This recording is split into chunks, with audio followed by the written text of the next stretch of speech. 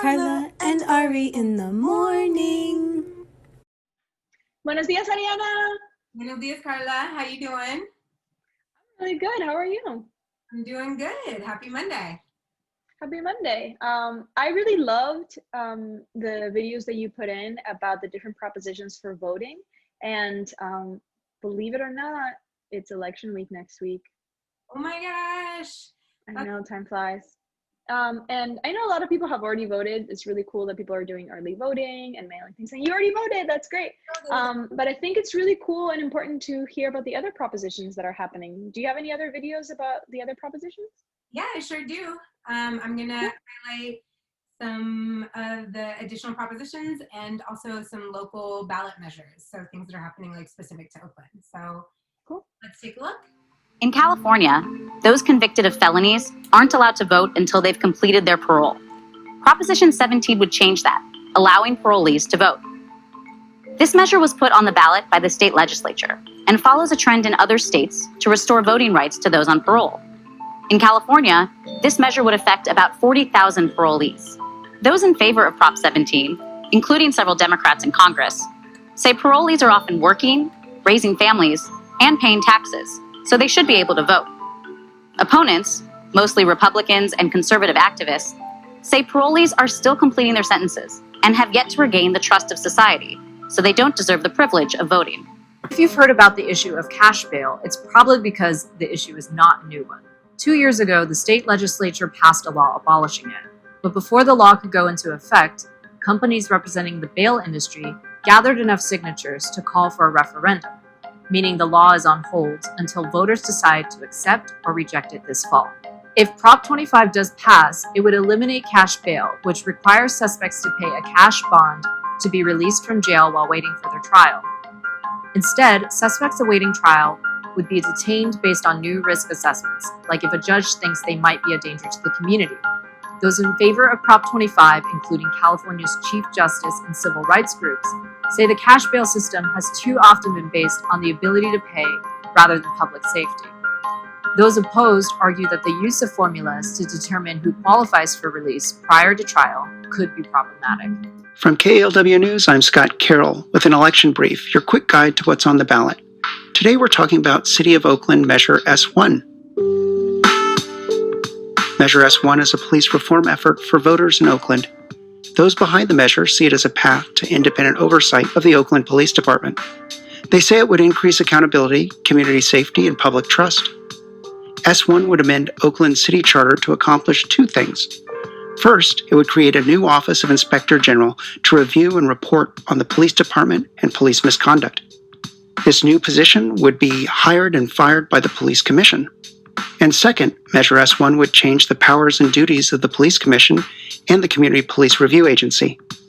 The measure would allow these bodies to hire their own attorneys independent of the Oakland City Attorney. The city estimates S1 would have an annual cost of around $316,000. Most of it would go towards staffing. The measure would also propose an audit every 3 years, which would cost up to $150,000 per audit. Vote yes if you are in favor of giving more independence to the Police Commission and the Community Police Reviewing Agency, and creating an independent Office of Inspector General to review police misconduct in Oakland. Vote no if you are opposed to having this new independent oversight. Thanks for listening. I'm Scott Carroll.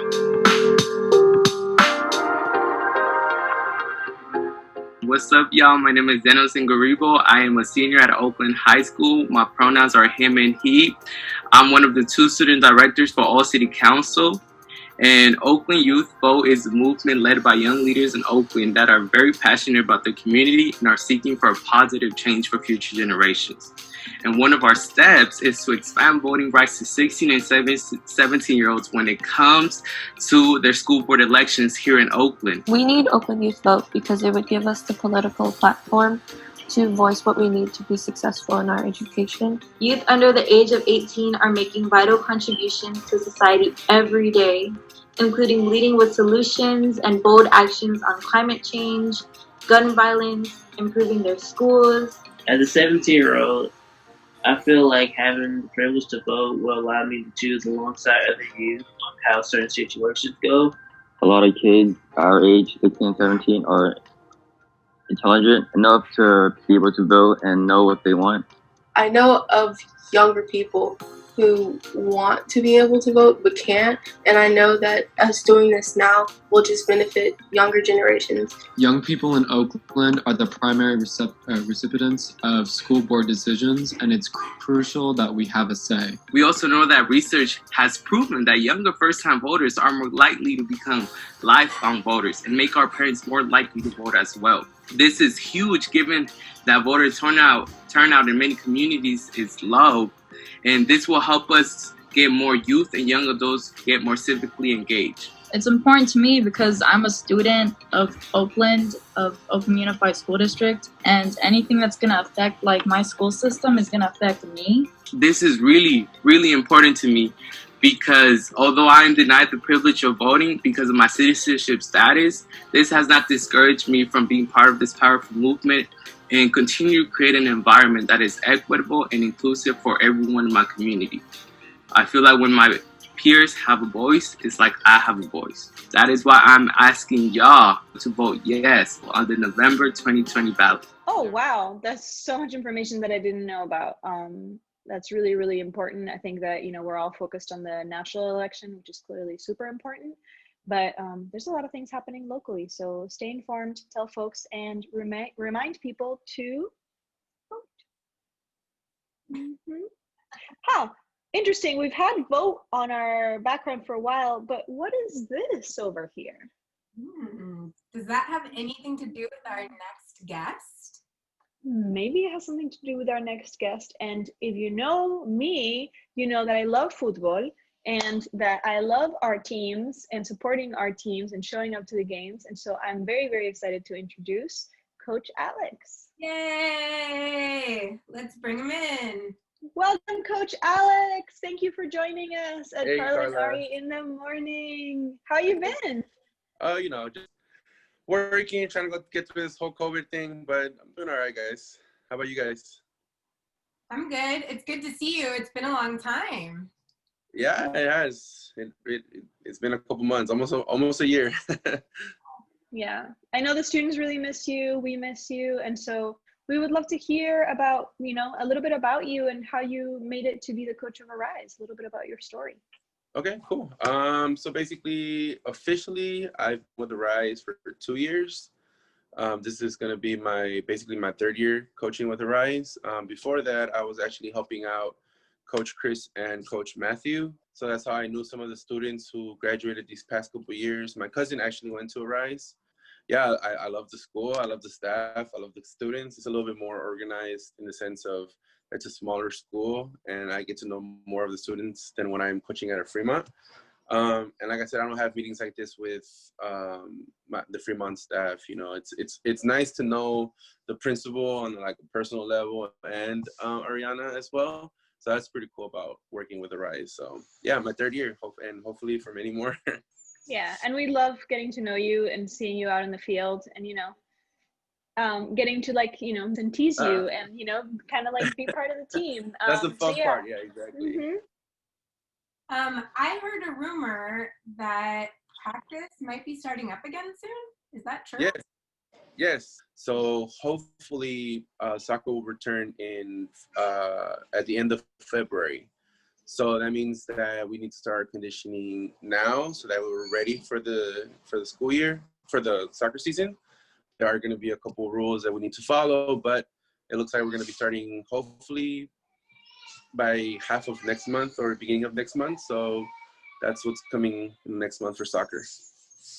Yeah, so I have a couple of questions. So what, because obviously we're all being very careful and taking care of ourselves with COVID. We want to make sure we take care of our families as well. And so for students that are interested in joining the soccer team, what are going to be the safety measures and the guidelines that we follow in order to be safe?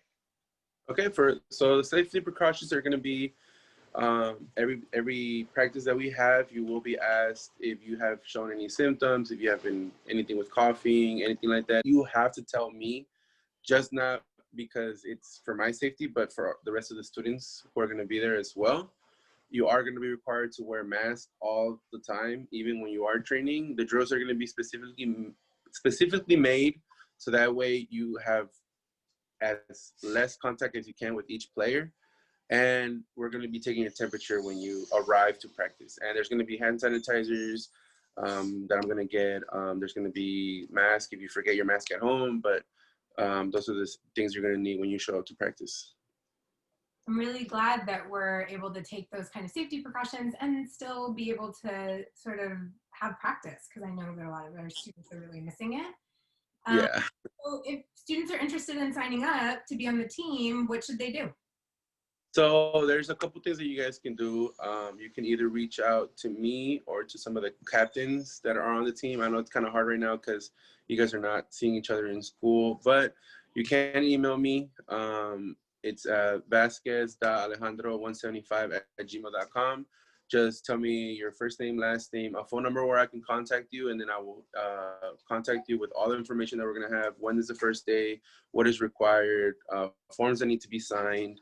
And if it's easier, you can just reach me at 510-631-5178. Hey, so they can contact you, and we put your number and email on here. But what if you want to just hear a little bit more about the team? Who are the team captains?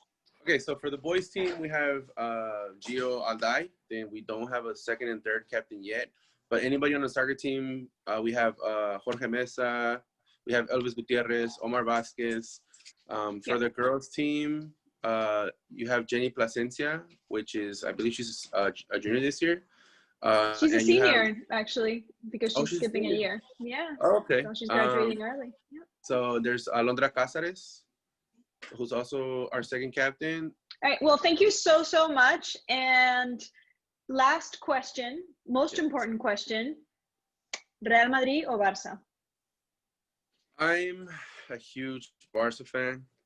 Good. That's the correct answer. I've been watching them since Rafael Good. Marquez was there, Xavi, Deco, all of them. So Barca all the way. Good. That's the correct answer. Students, please listen to Coach and me. That is the correct answer. We don't want to see any Real Actually, Madrid here. if you're in Real Madrid, just don't show up to practice. Just don't. Yeah. Don't even. Yeah. Yeah. Just kidding. Much love, everybody. Thank you for coming on, Coach. Bye. All right. Thank you, guys. Bye. All right. Bye, Ariana.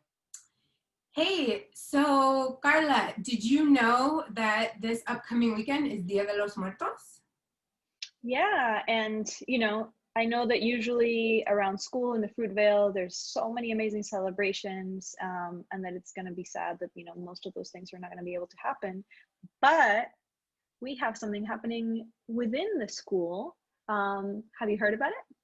I have. I heard that Miss Nixon is going to be doing sort of an online Dia de los Muertos challenge. And so there's going to be more about it in advisory slides, but we really want to be able to see what our students and families are doing to celebrate Dia de los Muertos and to highlight that on our Instagram page and on our school website. So please be looking out for those slides coming up. They should be on your Wednesday advisory slides. And if you haven't seen this already, Miss Alvarez and Leslie are in a dance company, and they have a whole amazing dance video. I went to their Dia de los Muertos show last year, and I was like blown away by the costumes, the choreography. And this year they did one and they recorded it. I know Leslie has spent a lot of hours editing it, so we'll also add the link and you'll be able to see a little bit of that. Awesome. I can't wait.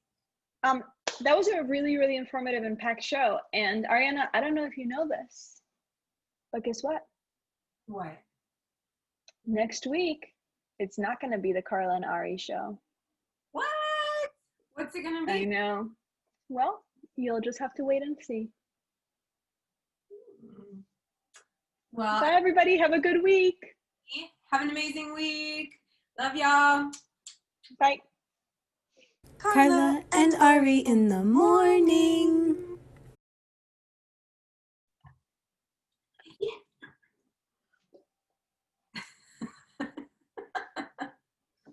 Have this. You know who hasn't come on for a long time? Hello. Ay, Lobito.